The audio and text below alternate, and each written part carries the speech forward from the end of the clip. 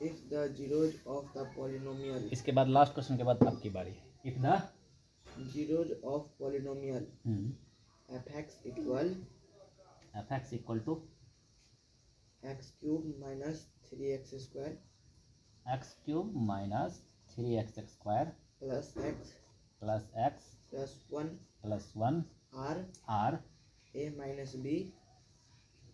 कितने जीरो है? एक जीरो है a माइनस बी. कोई प्रॉब्लम? एक जीरो है कॉमा a एक जीरो है a हैं? और and a plus b. Focus अपने नज़रों पे बेटा. ठीक है. आगे बोलिए. फाइंड a and b. ठीक है. जीरो दे दिया. अब एक बात बताइए, जीरो आपके पास है, क्या कीजिएगा? ये भी ही है, जीरो पूछ रहा है. अगर आपको जीरो है तो आपके पास क्या क्या हो सकता है? जीरो है तो f है. सम ऑफ जीरो हो सकता है. जब ए इसके डालने से सब जीरो हो जाएगा, इसके डालने से भी जीरो हो जाएगा, इसके डालने से भी जीरो होगा. इसके ऐड करने से क्या होगा? सम ऑफ जीरोज कहलाएंगे. माइनस बी बाई ये होगा. प्रोडक्ट करने से ए बी सी बाई ये होगा. और प्रोडक्ट करने से डी बाई ये होगा. सोचना है कि जीरो दिया है और जीरो ए बी में है तो पूछ रहा है. ठीक है. तो इसके जीरो और कोफिशिएंट के बीच रिलेशन निकालते हैं. जरा गौर से देखिएगा, कितने जीरो होते हैं इसके? 3. कैसे? अल्फा बीटा एंड होते हैं. फंक्शन क्या रहता है बेटा?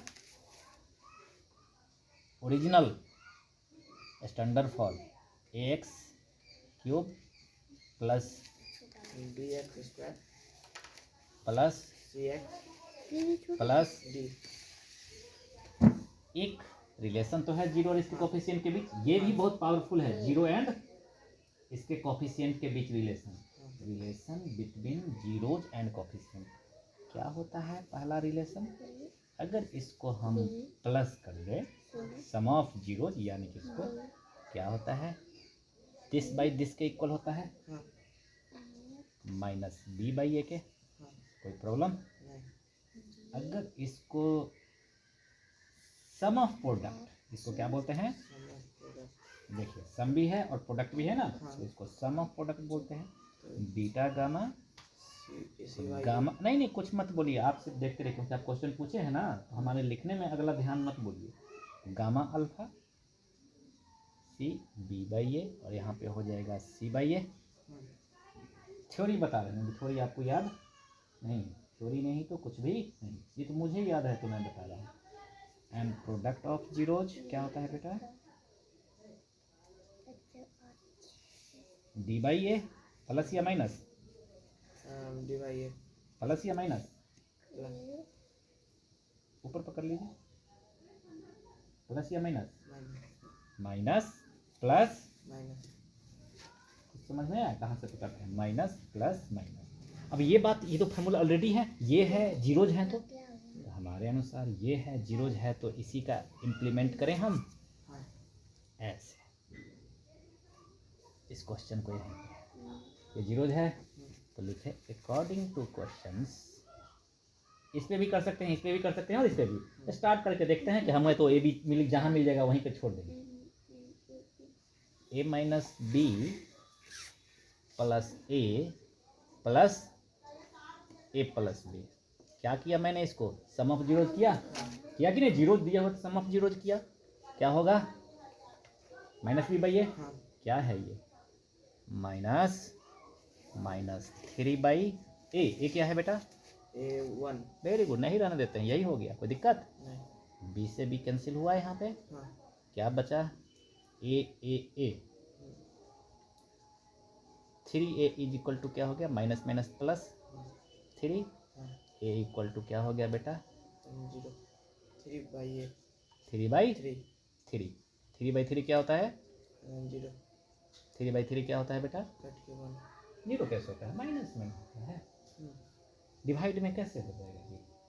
कीप इन माइंड, क्योंकि आप स्टार्टिंग वे में है तो आपको लगता है कि प्लस का माइनस कर देते हैं, माइनस का डिवाइड कर देते हैं. प्रैक्टिस मल्टीप्लाई है तो डिवाइड गया, और देखो इधर से है तो इधर से काट दिया हमने। हाँ 3 को मल्टीप्लाई तो 1 से रहेगा ही ना, हाँ 3 से 3 कटा तो ऐसे भी 1 हो गया, 3/3 है तो पर भी 1 हो गया।